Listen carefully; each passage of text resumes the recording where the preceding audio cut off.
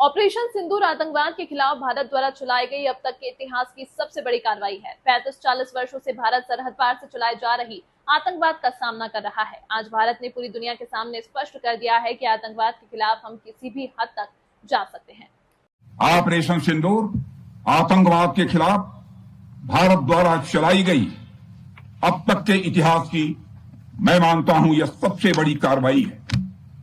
35-40 वर्षों से भारत सरहद पार से चलाई जा रही आतंकवाद का सामना कर रहा है।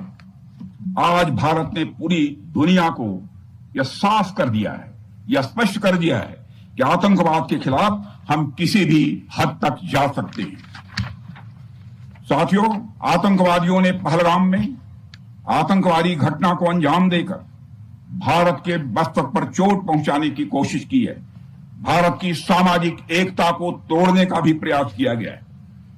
उन्होंने भारत के माथे पर वार किया, हमने उनकी छाती पर वार किया है और छाती पर घाव किया है। पाकिस्तान के जख्मों का इलाज इसी बात में है कि वह भारत विरोधी और आतंकवादी संगठनों को पनाह देना बंद करे और अपनी जमीन का इस्तेमाल भारत के खिलाफ किसी भी सूरत में न होने दे। साथियों, आपको याद होगा कि लगभग 21 साल पहले स्वर्गीय अटल बिहारी वाजपेयी जी के सामने इसी पाकिस्तान ने इस्लामाबाद में डिक्लेरेशन किया था कि अब उनकी धरती से आतंकवाद एक्सपोर्ट नहीं किया जाएगा।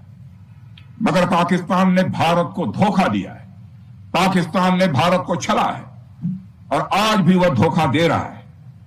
इसका खामियाजा अब उसको भारी कीमत करके भुगतना पड़ा है और यह कीमत यदि आतंकवादी वारदातें चलती रही तो लगातार यह बढ़ने ही वाली है।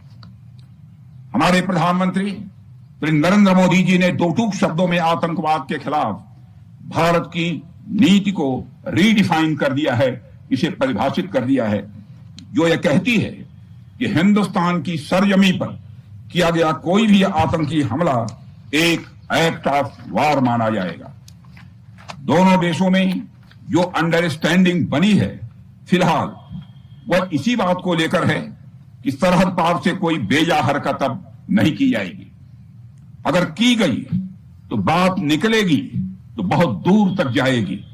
साथ ही हमारे प्रधानमंत्री ने यह भी साफ कर दिया है, आतंक और बातचीत कदापि एक साथ नहीं चलेंगे और अगर बात होगी तो आतंकवाद पर होगी और पाक ऑक्युपाइड कश्मीर पर ही होगी।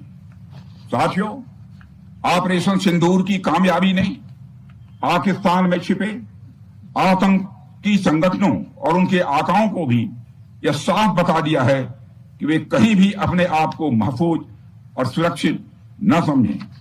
अब वे हमारे बहादुर भारतीय सेनाओं के निशाने पर हैं। दुनिया जानती है हमारी सेनाओं का निशाना अचूक है और वो जब वो निशाना लगाते हैं तो गिनती करने का काम वह दुश्मनों पर छोड़ देते हैं।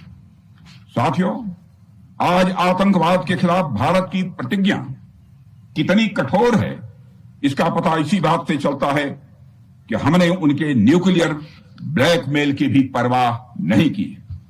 पूरी दुनिया ने देखा है कि कैसे गैर जिम्मेदाराना तरीके से पाकिस्तान द्वारा भारत को अनेक बार एटमी धमकियां दी गई हैं।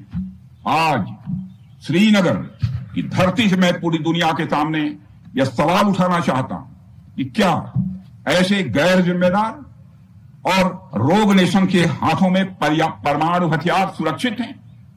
मैं दुनिया के सामने यह सवाल खड़ा करना चाहता हूं। मैं मानता हूं कि पाकिस्तान के एटमी हथियारों को IAEA international atomic energy agency की निगरानी में लिया जाना चाहिए। मैं यह कहना चाहूंगा और साफ तौर पर कहना चाहूंगा।